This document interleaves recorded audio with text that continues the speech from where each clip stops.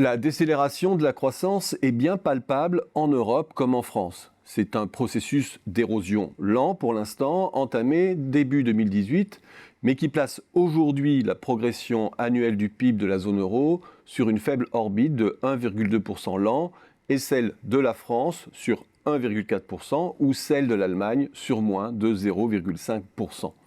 En d'autres temps, cela aurait fait dévisser l'emploi et bondir le chômage. À ce stade pourtant, alors même que la décélération est bien palpable depuis 6 trimestres, il n'en est rien. L'emploi européen est juste en léger ralentissement. Quant au taux de chômage, il prolonge son mouvement baissier entamé il y a 6 ans. Comment expliquer cette résilience de l'emploi? Et question subsidiaire, le ralentissement économique qui pourrait encore s'approfondir dans les trimestres à venir peut-il épargner l'emploi et le chômage à échelle française ou à échelle européenne, comme il a épargné l'Allemagne en 2008? Pour répondre à cette question, il faut prendre en compte 2 changements majeurs de la dernière décennie. Le premier, c'est la modification du lien croissance-emploi, qui s'exprime à travers 2 formules qui, au fond, disent la même chose. Le ralentissement des gains de productivité du travail, ou lorsque l'on inverse le ratio, la hausse du contenu en emploi de la croissance.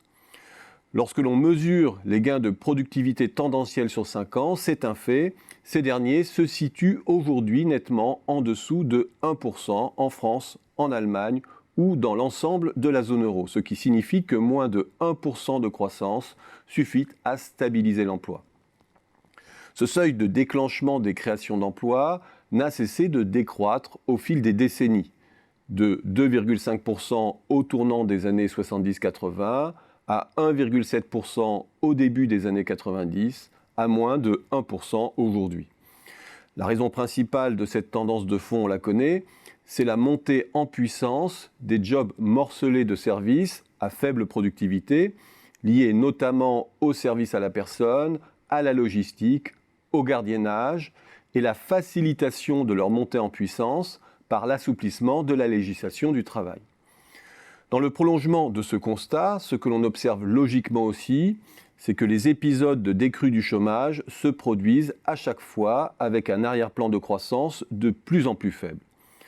Le précédent épisode de décrue du taux de chômage en zone euro, entre le deuxième trimestre de 2005 et le premier trimestre de 2008, au rythme de 0,7 points par an, a été porté par une croissance de 3% l'an.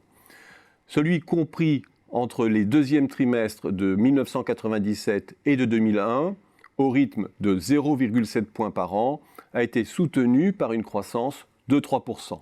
Or, la phase que l'on observe depuis le second trimestre de 2013, plus affirmée que les précédentes, 0,8 points par an, est plus longue et portée par une croissance moyenne de 1,8% par an. Cette dimension permet de mettre en évidence un deuxième élément décisif modifiant la relation de la croissance à l'emploi. L'évolution démographique qui sous-tend celle de la population active.